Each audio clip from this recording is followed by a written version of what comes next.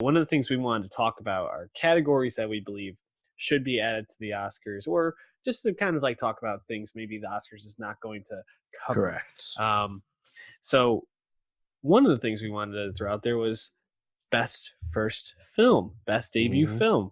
And, you just mentioned Les Miserables. I Yep. definitely think Laid Lie would be nominated for this. And the Directors Guild does have this category. Yep.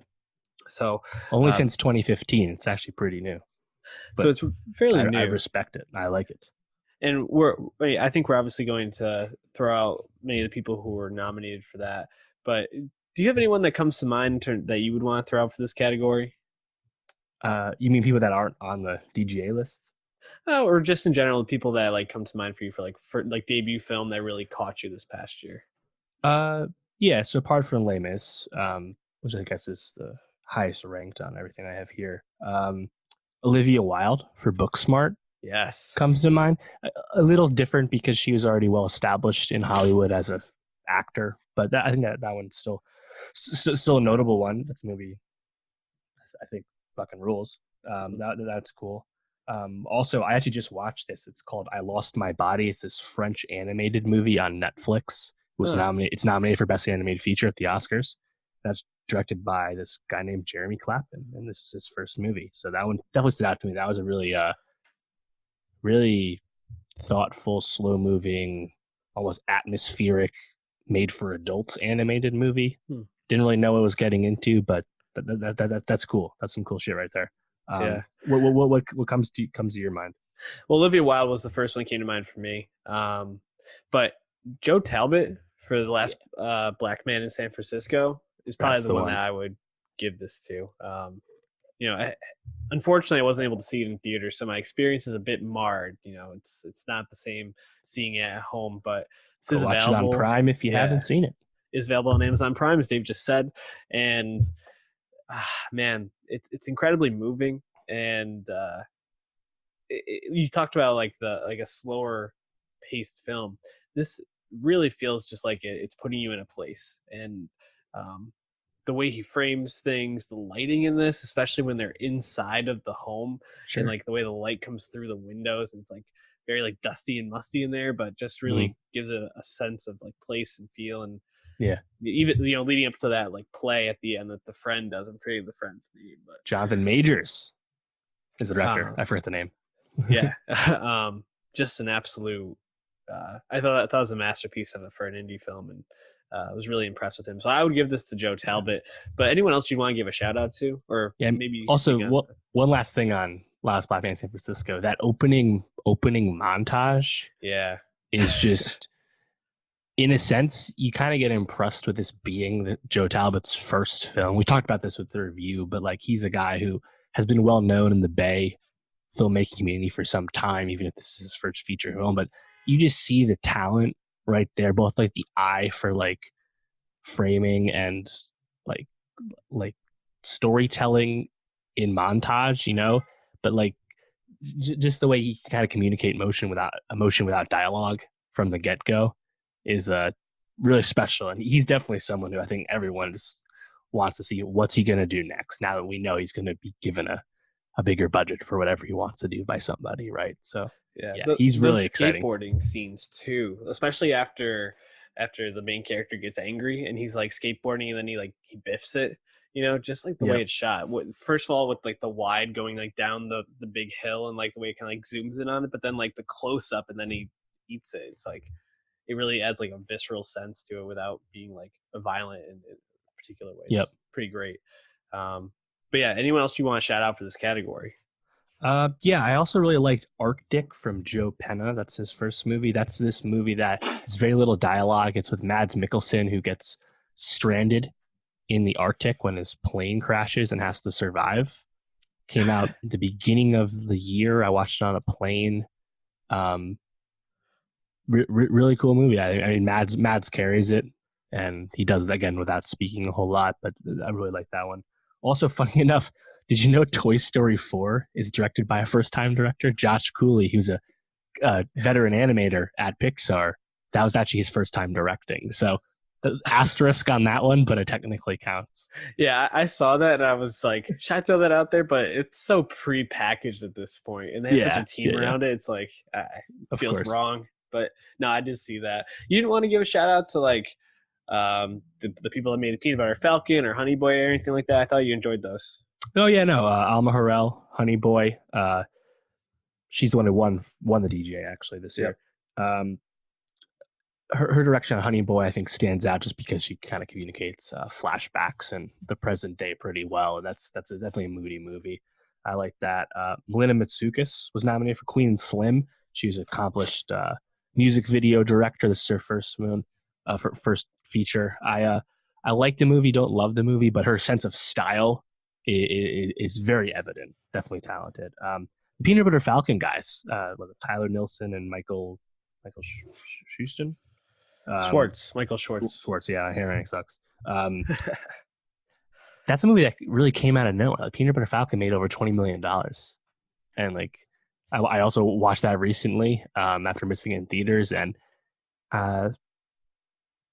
it's I give more of that movie's credit to was it Michael Gastigan is his name, and Shia LaBeouf, just because their chemistry and their acting really stands out, but. Definitely impressive for a first feature just because it really kind of came out of nowhere. And also shout out Maddie Diop from Senegal for Atlantics. That was kind of a surprise omission from Best International Film this year. That's also quite an impressive movie. I'd recommend you go in knowing as little about the story as possible, and it should be an effective watch. It's on Netflix right now. Also, I didn't see this, but the Standoff at Sparrow Creek people like. Yes. Henry Dunham directed that first time. I didn't realize that was his first movie. That was a really good movie, actually.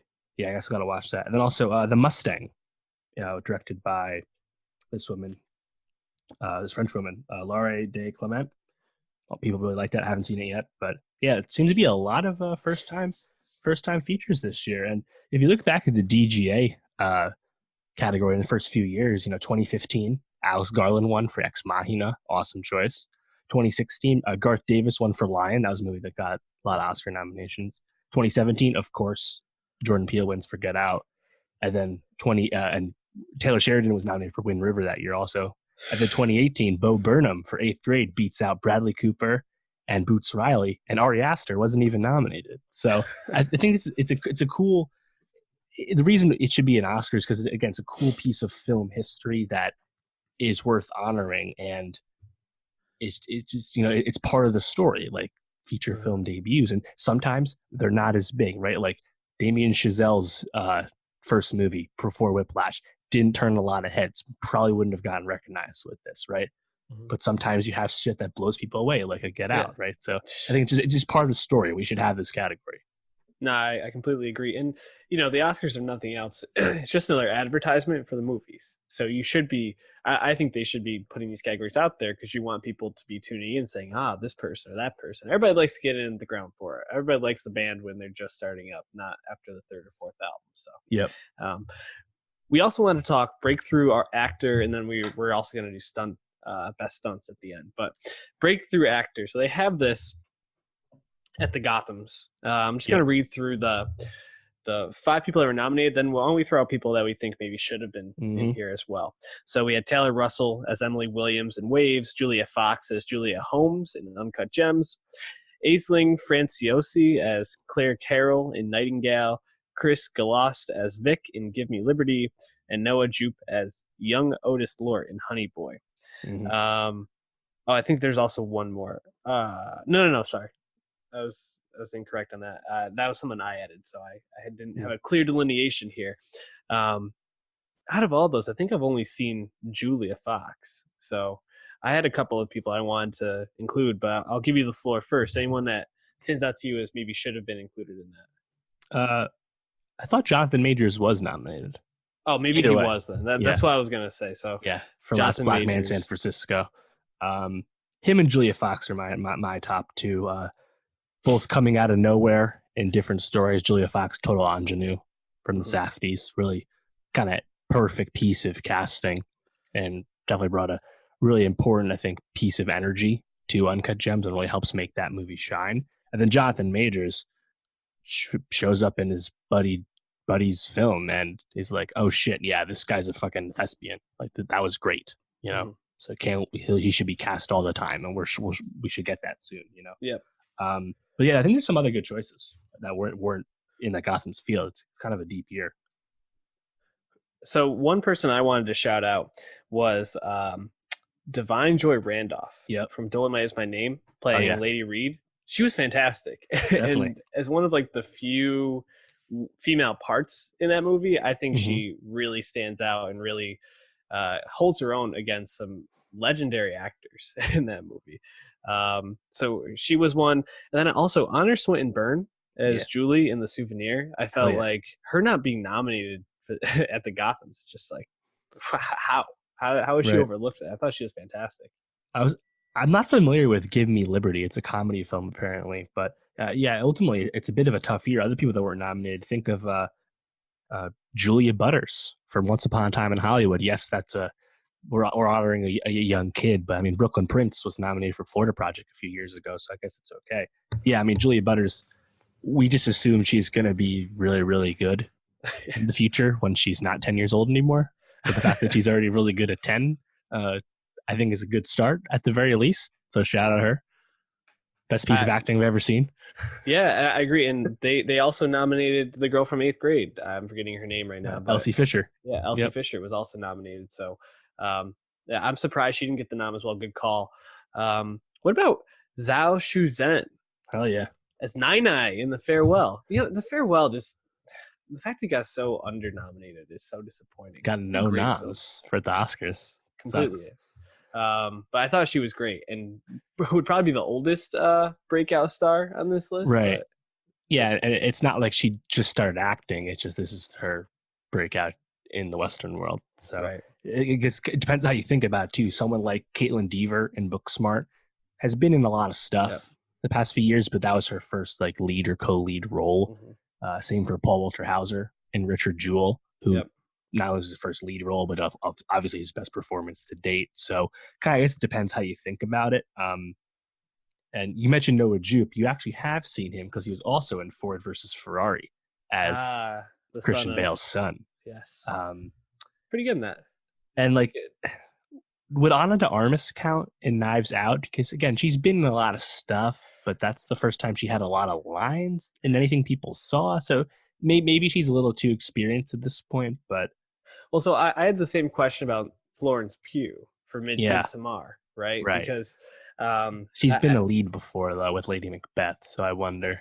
Yeah, but this felt like Midsommar was when people were like, "Damn, Florence Pugh." Well, like, and this is funny because the analog for this is like Best New Artist at the Grammys, and Best New Artist at the Grammys, at least in the past, is famous for awarding people after they've released multiple albums, like Bon Iver at the turn of the decade. You know, so it's like Florence Pugh. It's like, let's say like a year from now she gets this award, and it's like, oh yeah, shout out Florence Pugh for the breakthrough, and it's like, well yeah, but she's been in like 5 movies already in high profile parts. Does this still count? Right. Well, it's kind of like even Lizzo this past year, like had like what 2 albums before this past one, and they're like, correct, breakout star. Like, good point. So who would you pick? Who would be your breakout star from this year? I would go with Jonathan Majors. I think he was the best talent I've seen. I liked a lot of these people. Taylor Russell, you mentioned she was recognized for Waves. She's really strong in Waves. I also want to shout out her co-star in that, Kelvin Harrison Jr., who's also in Loose. It's funny, he was actually nominated for this award 2 years ago with It Comes at Night, the Waves director's first movie, or was previous movie. But for me, he kind of jumped on the screen this year. But it's actually funny that he was already recognized. But if you look back at the Gotham's history with this award, they've given it to a lot of strong contenders. 2013, Michael B. Jordan, Fruitvale. 2014, Tessa Thompson, Dear White People. 2017, Timothy Chalamet. Lucas Hedges was nominated for this. For Call Me By Your Name? Yep, Chalamet for Call Me By Your Name. Yep. Hell yeah. And then obviously you mentioned Elsie Fisher in 2018. Also people that weren't even nominated, like 2017, I think of like Barry Keoghan with Killing of Sacred Deer, obviously really in demand now. Haley Richardson in Columbus. This is, I think, again, an important category. It's like the Rookie of the Year award in sports. Like, why not have this? We like minting new stars, and even if it's like Best New Artist, and once in a while we pick Megan Trainor. I think it's still okay because again, it's part of the story. It should be part of the record. It's you want to mint the newbie, and even sometimes say Zhao Shushan gets nominated. Yes, she's not a new person to mint in the traditional sense, but that's still cool too. It's cool to tell the story. Absolutely. It's funny that we started off the show basically bashing the Grammys, and now we're like, these are the things the Grammy does right. So, good way to like bring it full circle. And Dave, I'm going to let you kind of lead off with this one because I didn't do too much research into this. What did you have down for like best stunts of the year, best stunt? Yeah, it's so this is there's a big groundswell, I guess, from media. I guess there's the famous Vulture article about we need a best stunts Oscar, and it keeps getting recirculated. But like, you think of like, I feel like there's not like an overwhelming amount of choices year to year, but there's always stuff that stands out. Like I thought Mission Impossible Fallout last year obviously blew people away once you learned about Tom Cruise's like dedication to doing all those stunts. And like when the Raid movies came out, like anything that's like martial arts space obviously is going to stand out. So I guess this year, John Wick 3 is kind of the obvious one because that's a ton of practical stunts. Um, but I feel like we might just be nominating a lot of the franchise movies with this award. So I guess maybe it's, like I'm looking at like the SAG Awards, they do a best stunt ensemble award, but The Irishman was picked. The Joker was picked. Once Upon a Time in Hollywood was picked. I mean, apart from the Bruce Lee fight with Brad Pitt, what other stunts are really in Once Upon a Time beyond like the ending fight? Yeah, that was what You know came what I to mean? mind. Ford versus Ferrari, I guess. I mean, those are certainly stunts. They're stunts in cars. Yeah. So I guess Hobbs and Shaw counts in a certain regard too. Yeah, Hobbs and But Shaw came to mind for me for this. This would have been a better category to talk about last year, like you mentioned with Mission Impossible and a couple others. Something like The King comes to mind with those fight sure. scenes. Yeah, that's a good one. Really Swinging stand out. swords, battle Yeah. scenes. Yeah. Um, Six Underground, Triple Frontier have some pretty good Yeah, stunts in Six them. Underground. That's a good point. Michael Bay does certain things better than others, but stunts are in the good camp for him, no doubt. Yeah, that's a good one. Yeah, and obviously like John Wick 3 probably Yeah, would that's be probably the the one winner. that would win. Yeah, this year was actually a down year for it, which I'm kind of like taken aback by. Yeah, Hobbs and Shaw. I think a movie I've forgotten to add to my list on Letterbox, which I Ooh, should go get back on and that. do, and follow us on there as well. That Dave Martinson, that Pat Sheen or whatever my name is on there. But anyways, um, yeah, I think John Wick is the one that runs away with it. Uncut Gems also might have some Sure. cool moments in it. You think back like a movie that was recognized handily at the Oscars, like Mad Max Fury Road. Sometimes there's just stuff that like really kind of stands out. And I don't know, maybe like this could be a category that maybe only has 3 nominations some years. Yeah, Like you don't have to force it. But again, like stunt performers and what goes into doing stunts is a really important and challenging aspect of filmmaking. So we should still be honoring it. And again, yeah, the Screen Actors Guild is already honoring this, so it's not like this is out of blue thought. But from what the industry insiders are saying, adding any of these categories is not like on the horizon. So like it's going to take some time for the Academy is more open to this kind of change. But I think these 3 in particular would definitely be the most valuable to the discussion and the record. yeah. How would you feel about movies like Star Wars or the Avengers? In Endgame getting nominated for something like that. Right. I guess it depends how you write the award because there's lots of stunts in those movies, but those are also movies that are made almost entirely on backlots, right? It's not to diminish what happens, but I think it depends how you write the letter. Like Ford versus Ferrari and Mission Impossible Fallout is just a different kind of stunt than Avengers Endgame Mm-hmm. is, or even Hobbs and Shaw. So Yeah, I think it depends what we're trying to focus on. But like Endgame was nominated for Sun Ensemble at the SAG too. Like it certainly counts. no, I definitely agree. It's a tricky conversation to have, and like you said, it will kind of come down to the parameters of it. So, But yeah, John Wick for that one for sure. Any other categories you want to talk about? No, those are the ones that really stood out to me. Just do Rookie of the Year for acting and directing. Yeah, I You think can keep it male and female. I think that's fine, given that it's not a overwhelming field any one year. Um, but again, I think just adding to the record, adding to the story would be cool, and having an excuse to get younger people at the Oscar, especially with the whole like wait your turn aspect right. of awards, winning awards. Unfortunately, like Timothy Chalamet, it would be cool to see him on the Oscar stage because we know like or Saoirse Ronan back when she was in Atonement or something. Like it's Yeah. just cool to see like the minting. So it's just what I would like to see as a fan. No, I agree. And like I said before, it's one of those things where they should be using the Oscars to build up these people and to drive Right. fandom